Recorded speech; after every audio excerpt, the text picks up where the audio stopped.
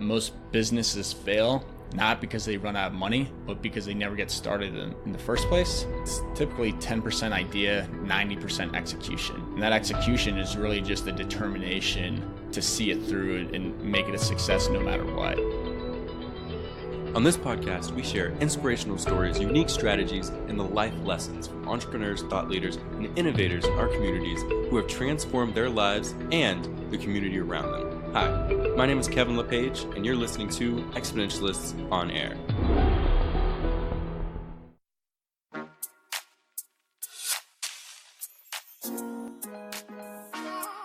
Today on Exponentialists on Air, we have Shane Adams, someone who has truly worked to better the community of Austin through the idea of investment. Investment in companies, investment in the community, and investment in himself. Going from starting a consulting firm with his wife, together to build that to a 275-person firm, to be able to sell that and then go into startup investing and just making an impact in the greater Austin community. Shane, thank you for being on the podcast today. Absolutely. Thanks, Kevin.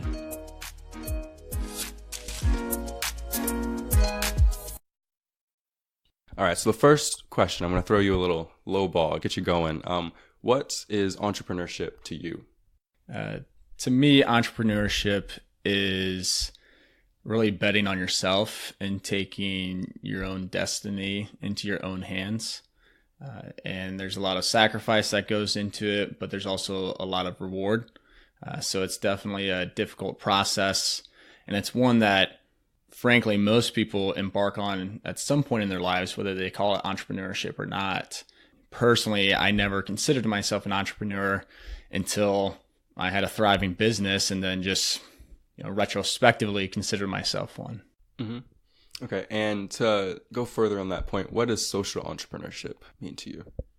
I think social entrepreneurship is not just trying to enrich your own life, but trying to enrich the lives of the community around you. Frankly, that could be with whatever your product or service is. Maybe that provides some sort of social enrichment, or it could be as you grow your business, not only do you personally benefit from it, but your employees and the community may benefit from it. Perfect. Okay. Now let's delve into, tell me about any obstacles or challenges that you faced when you were younger that might have inhibited, a path to success. Sure. So I think about this a lot, Kevin. That's why my wife and I started SLA Foundation. It's something that I believe people are born into different circumstances. I like to talk about life as a game, similar to the game of Monopoly, except there's three big differences between the game of life and the game of Monopoly. Number one is, in the game of Monopoly, everybody starts off with $1,500, if you remember that from playing as a kid. In the game of life, that's not the case, right? Some kids are born into families who are quite wealthy or are doing well, and they might start the game of life off with a lot more money. And then you have some kids who grew up in low income areas, and they might not really have a dollar to their name. The second thing is, in the game of Monopoly, you roll the dice at the beginning and you get a chance to acquire the property, right? Everybody starts owning nothing. In the real world, that's not the case. The properties, the utilities, they're already owned. And people that are your peers growing up, some of them already own that through their family and through the network that they have. And the third thing is, with Monopoly, you know the rules. In life, there's not rules printed, right? Yeah. You're not told what the rules are to the game of life. You might be taught what's right and wrong, what's legal, illegal, but you're not taught all the rules to life. And frankly, if you don't know the rules to life, then how are you expected to succeed at it? And if you're not succeeding at it, how are you expected to be happy? And so that's something that we focus on a lot at SLA Foundation. And me personally, I grew up in a working class family. My dad was a bricklayer. My mom was a stay-at-home mom. Sometimes she cleaned hotel rooms or washed windows, whatever she could to make money. And so that was something that, I wasn't born owning property, owning much money, knowing all the rules, and certainly not born into that network that would have helped make me better off. So those are the things that I think are kind of vary from person to person.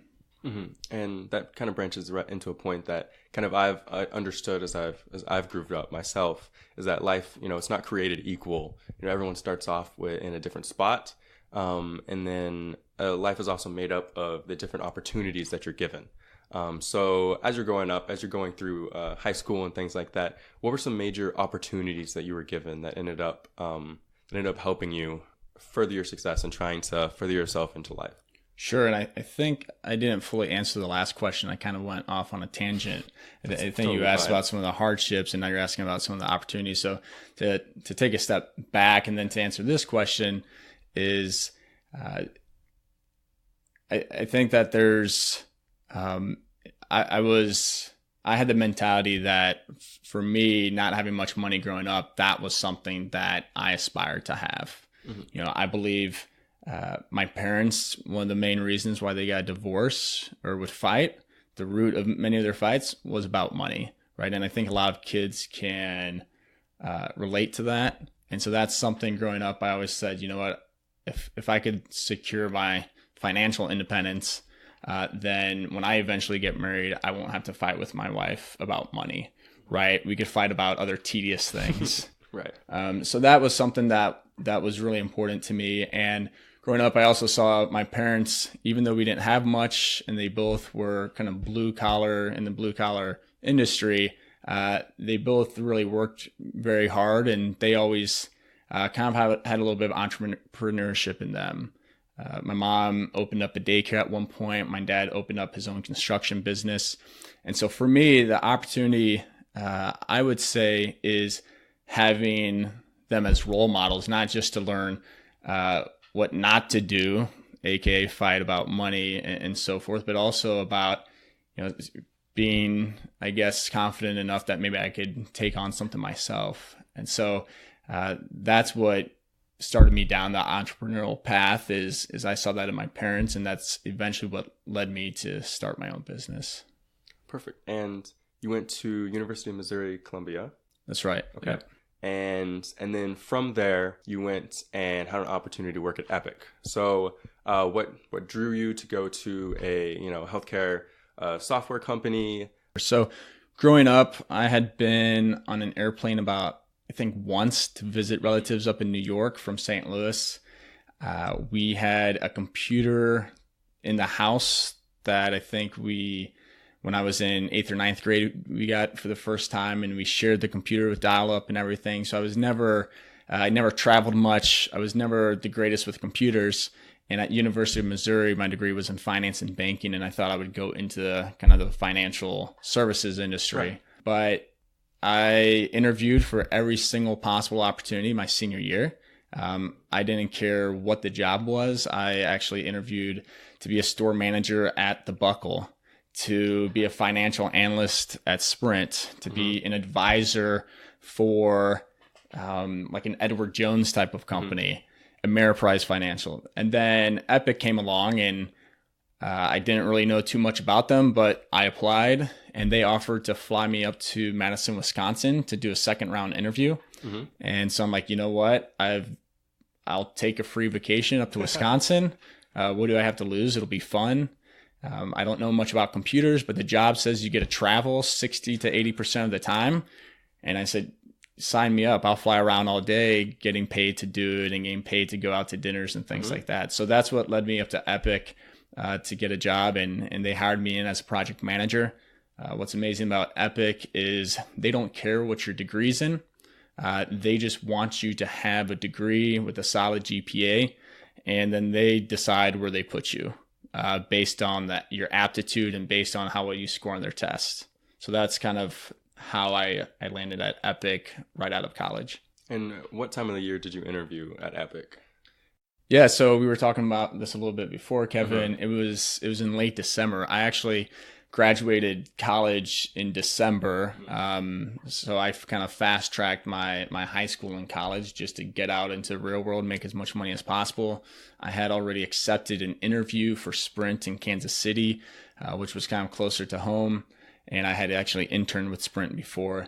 But the Epic opportunity, it was a kind of a last minute interview. It was in December, freezing cold up there. I started working Once I received the offer and accepted it, I started in early February.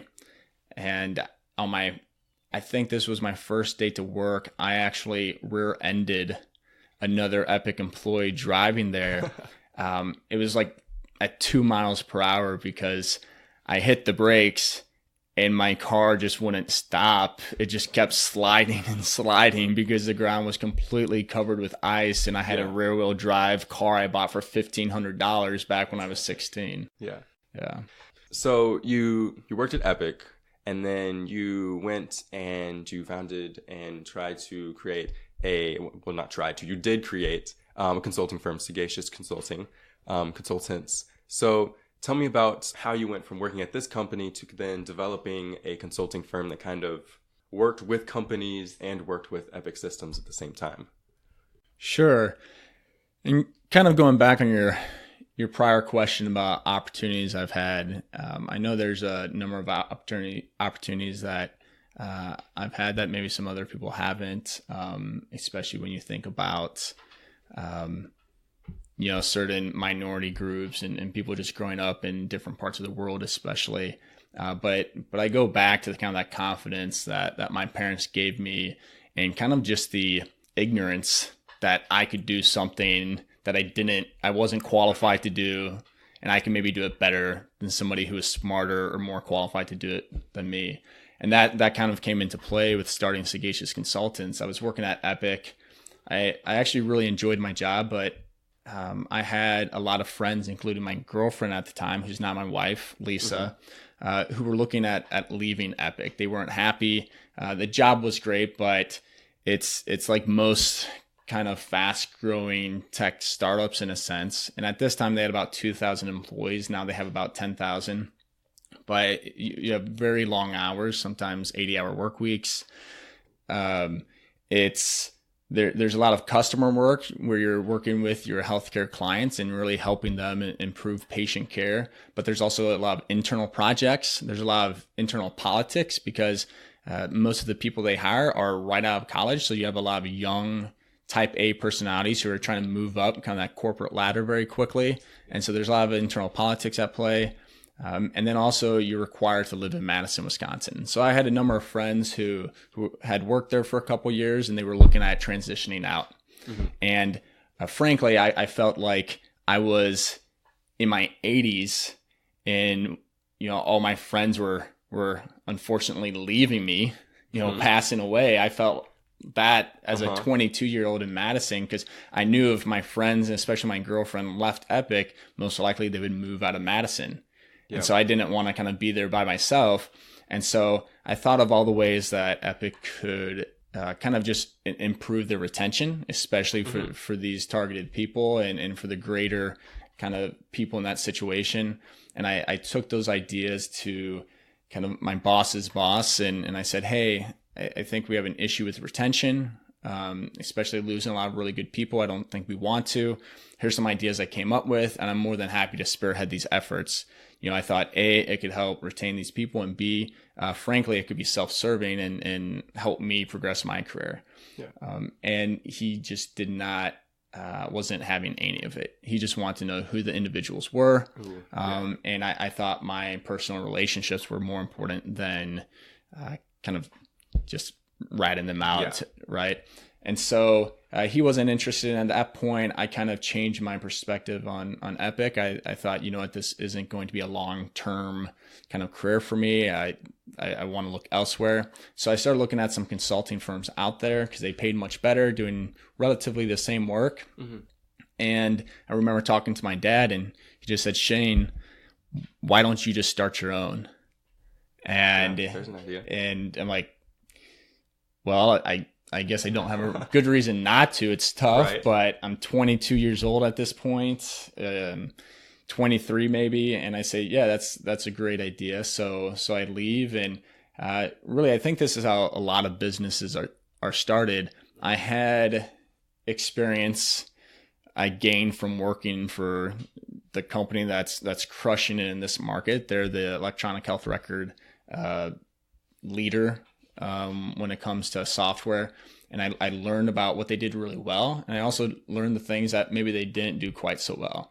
So I started a consulting firm, Sagacious Consultants, and I really, again, leveraged the things they did well, incorporated that into Sagacious, and the things they didn't do well, I either got rid of or I made better. And my wife was integral in that. And she really helped me found Sagacious Consultants. And as we grew, I brought on my two brothers actually, and kind of, just grew it exponentially from there. There we go. Exponentially. That's right. Like that. And at Sagacious Consultants, you're doing work that you would go to a client and they're trying to input like the EHR systems from Epic, and you kind of act as not necessarily the middleman, but able to like better benefit them and like better utilize the technology. Yeah, the best analogy I could give is imagine you want a new software program. You just go to the website now, click the download link, and click next, agree, install. Right? Pretty straightforward. Right. Well, Epic software is used by pretty much everyone within the healthcare system. So take, for instance, Baylor Scott & White. Everybody from the nurses to the doctors to the people in the billing office to the people cleaning the beds all log in to Epic. And what that means is there's a lot of configurations, there's a lot of customization. State by state, Medicaid is different. Doctors treat patients differently. They have different protocols. So there's just an infinite number of configuration customization options. And so instead of just clicking download, install, these are months and years long implementations. And so we served as kind of like the middleman to help these healthcare systems implement that software in the best way possible to their organization. So that was one component. And then once you have an electronic platform, that's really just the beginning of it. That allows you to now capture the data, right? And then it's, all right, how can we use this electronic platform and this data now to actually improve patient care, improve the financial stability of our healthcare system to continue offering more value-added services to our patients. Obviously, I can't do it now, but that sounds like an amazing business idea. And you ended up selling the consulting firm to Accenture. Accenture, largest consulting firm today by number of people. And so how did you end up having that opportunity? And then how did that opportunity then lead you down to Austin, Texas? Sure. So like I said before, I never really considered myself an entrepreneur.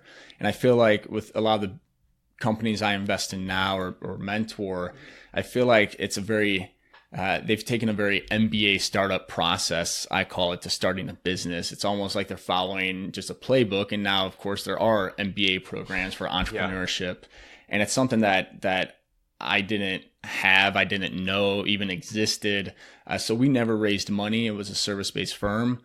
So it wasn't, I guess, as necessary, but we were very fast growing. So we had to be very cash flow sensitive and efficient with our capital. But we grew it like that, and we were growing very rapidly. And we started in 2009, and it was really just myself, and then brought on my wife. We were still dating as boyfriend, girlfriend at the time, and my mentee, her mentee. And then in 2011, I started focusing on kind of business full time. I still wasn't full time until 2011 on it.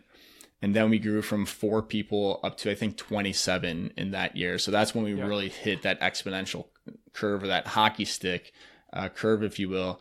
And that's the point when we started actually getting solicited by investment banking firms to see if we were interested in raising money or in getting acquired. And we grew a very profitable business. So that was never an interest of mine. I was kind of ignorant to the fact that you could start a business and then sell it. And then make money off of it. I always thought like you start a business to make money, and you didn't like start a business to maybe make money, but to sell it. I didn't know that was really the exit plan. So just kept growing the business. Fast forward to, I think this was 2013 or 2014. And we actually had signed a letter of intent with a private equity firm based out of Dallas. We were looking at selling about 60% of the business to kind of take some chips off the table, if you will, cash out a little bit and get some additional guidance and kind of added contributors to continue to scale the business. We ultimately turned that down. What I realized with private equity is usually it's a good deal for both parties, but it's a really, really good deal for the PE firm, right? And I just couldn't reconcile that. I thought it needed to be fair. Both sides needed to kind of have equal amount of upsides, but that's just the way private equity works. So we ended up walking away from that and really just doubled down on the business. And then that's when in 2015, I received an unsolicited call from somebody from Accenture and just asked me to name a number. And really caught me off guard, but we ended up going through a very long due diligence process. And I thought they were the best company to acquire us and to continue kind of growing the business and the vision that I had from the beginning. That was kind of it. That was in 2015, stayed on board for a couple of years as an advisor, and here we are today. Wow. And Sagacious Consultants is still a subsidiary of Accenture, still functioning? It was for 2 years, I think. Actually, maybe like 2.5 years. I think in 2018 they finally retired the branding and shut that down, and now it's just Accenture. Okay, perfect. Okay, and that ended up bringing you down to Austin, Texas. Did you work at Accenture in Austin? Was that sort of how you led you down here? Sure. Actually, we ended up moving quite a bit at the start of Sagacious. So we went from Madison down to Marco Island, Florida, over to Richmond, Virginia, and then to Kansas City, Missouri. We were in Kansas City until 2013. And at that point, we actually moved down to Austin. Okay. So that was before any of the kind of financing, thought came into consideration. But we moved down to Austin for a couple of reasons. One, we were starting to make significant profits with the business and therefore income. And so we wanted to kind of give ourselves a raise, move down to the great state of Texas, where we didn't have to pay state income tax or local income tax like you have in Kansas City, as well as some other municipalities. And also Austin in particular, just because of the kind of startup side. I was starting to get interested in entrepreneurship and startup companies at that point. Also because of the culture when it comes to being outdoorsy, being laid back. That was something we really liked. And I thought at some point, I was kind of warming up to the idea at some point we might sell the company, and being in a tax-free place like Texas would be a good deal. Right. So you moved down to Austin. And at that point, you start getting into the startup area and start looking at investing in different companies. And we were mentioning bringing up opportunities in our lives and trying to provide opportunities in others. So how big is your ideal of mentorship and trying to mentor and provide opportunities to different startups that you're investing in SLA? Is that correct pronunciation? Yes. Okay. In SLA Ventures, and then trying to mentor students and try to help them have opportunities provided for them through SLA Foundation. Sure. So I think that, for me, growing up, I wanted to be a few things in life. At first, it was being an attorney, a lawyer. I always thought it would be fun to argue with people. And then I realized it was actually a lot of kind of sitting in an office by yourself, reading really thick books and writing long kind of essays, if you will. So I decided I didn't want to do that. I really liked the idea of being a teacher, but frankly, it just wasn't going to get me to my goal of financial independence. And so ultimately, took the path I did. But so, come full circle now, in 2013, when I was starting to make some good money and growing Sagacious and gain some valuable kind of learnings along the way, I thought, now I could kind of be that teacher I wanted to be. And I did that through SLA Ventures, investing in startups, mentoring them. And now a heavy focus is with SLA Foundation, where we're focused on working with high school students from low income areas. And I think what I've realized is, especially talking to these high school students, because we go in a lot of high schools, is if if you're a student and or a kid, let's say, and you have your parents, your teachers, just random adults telling you, do your homework, go to school, get good grades, go to college. Right. It's kind of, it's quite inefficient, if you will, and just a lot of wasted effort. If I'm a kid and I love LeBron James and I see that he's crushing in life, making millions of dollars, he's a celebrity, everybody knows him, I'm going to go outside and practice basketball every day, right? Growing up in the community I did, or the community that a lot of kids here in Austin who we help grow up in, their neighbors and their family friends, they don't work in any of those downtown corporate buildings we see, right? Like growing up, I didn't know what anybody did in a downtown office building. I didn't know what it would be like to work there. I didn't know how much money they made. And so what I think is important is really showing people what opportunities exist, and doing that through the power of storytelling.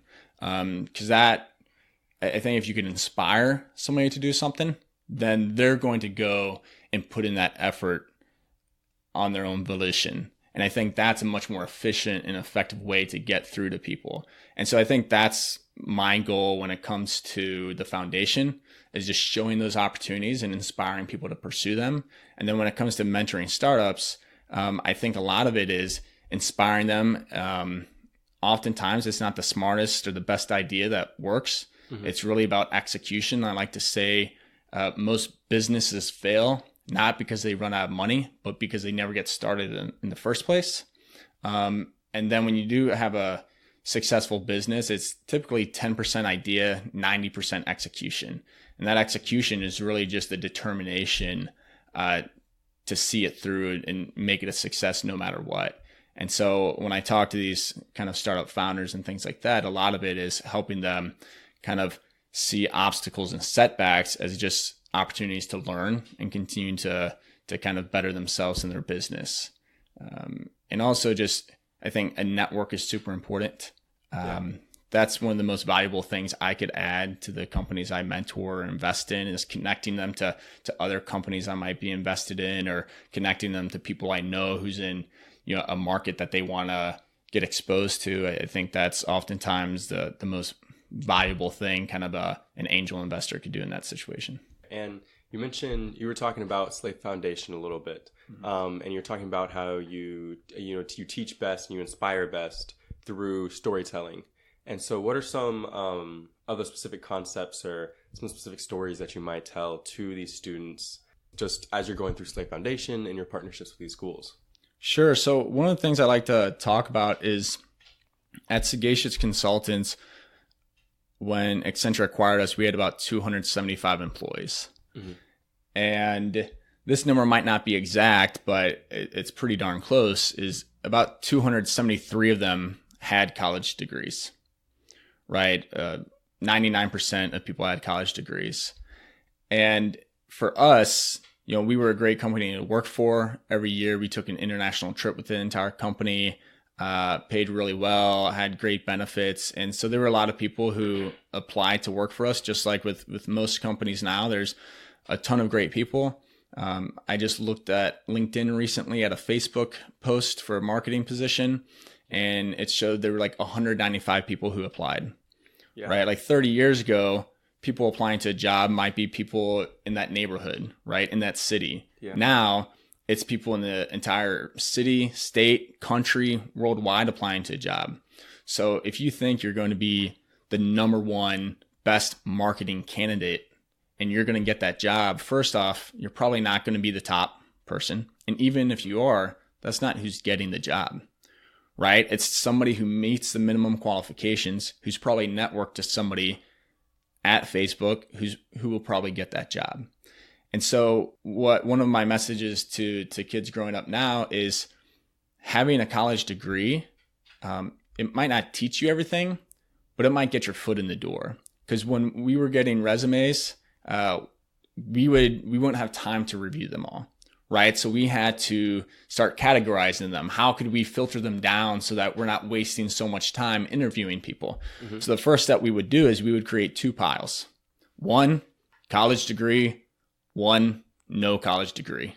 And every resume in the no college degree pile would just get thrown out. Okay. It's a harsh reality, but that's the way it works. So in life, I think oftentimes it's not luck. Of course, there's luck is always an element, but it's about being prepared when an opportunity comes. And I think getting a college degree does just that. And you mentioned earlier, a lot earlier about life being like Monopoly or, the game of life. And if we think of life as a game and we talk about like the rules of it, I think what you might be getting at is that you're giving these students the opportunity to see some more, I guess, some shortcuts around rules, you're just giving them a little glimpse of like the specific rules of life. Ideally, perfectly, this is how it should run. You work the hardest and you should be able to get that job. But as you mentioned, you might not be able to due to people networking. And so maybe a little bit of what you try to focus on is trying to just show these are the strict rules, but then there's some, go arounds that, the rules in life are just not as cut and dry. Yeah, I think one of the things I like to talk about is, we have 7 million people in the world, and you're not going to be the best, marketing person. You're not going to be the best engineer. You're not going to be the best basketball player, right? There's only going to be one person, and the odds are it's not going to be you. Inspiring. So what do you have that's unique? Yes. What you have that's unique is your unique perspective. The collective experience of your life is what's unique. And oftentimes it's not the smartest person. It's not the wealthiest person. It's not the best looking person. It's a person who sees something, and with their unique perspective, they view it a little bit differently, and they're able to exploit that difference, right? And exploit it for the benefit of themselves and hopefully for the community as well. And so I think that's what's really key is, when you're going through life, don't look at kind of, the family dynamic you're born into. Your parents might be divorced. Maybe you never met your dad. Don't look at the color of your skin, how much money you have. What you need to focus on are how are those things really preparing you to succeed in life? Because we're all living our own story, and every good story has ups and downs, right? Every good story has a protagonist and antagonist, and your goal is to continue living that story to get to see the end, that successful ending. And when talking about entrepreneurship's role in the game of life and the rules, and let's focus on Austin specifically for right now. How do you see entrepreneurship and social entrepreneurship being able to promote community growth in the Austin community?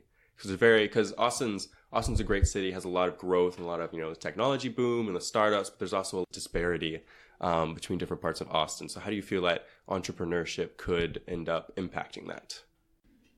So right now in Austin, I do see a number of organizations getting started that they consider themselves B Corps, where they are socially good is part of kind of, I guess their principles or their mission.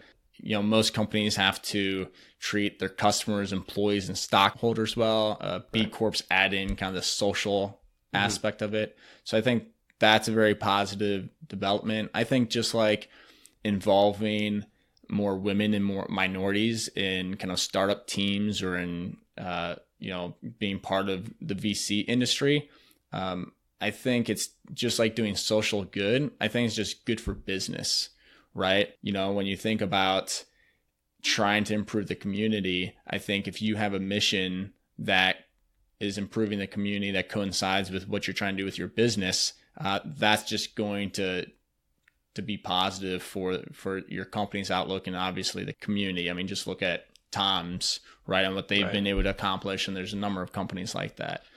So I really like seeing that, and I see a lot of the entrepreneurs who have done well in the community opening up their own foundations or nonprofits.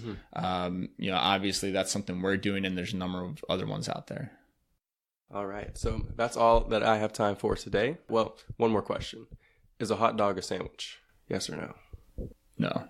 Just like golf is not a sport. Oof. Okay. Play a little golf on the side. All right. I'll take that. Shane, thank you very much for coming out, and I appreciate having the time to talk to you. Yep. Thanks, Kevin. Since interviewing Shane, SLA Foundation has continued spreading its impact through an expansion of its speaker series to San Antonio and through a podcast. Now, you might be asking, you're advertising a rival podcast? Some businessman he is. Now, if you remember, taking it back to Roman Gonzalez's episode, if we both are aiming to help other people and build communities, then we just cannot be in competition. So, listen to Exponentialists on Air, listen to the power of storytelling with Shane Adams, and continue to support both organizations. And thank you so much for listening to this podcast. Subscribe to wherever you listen to your podcasts, and I will see y'all for season 2. Thank you very much.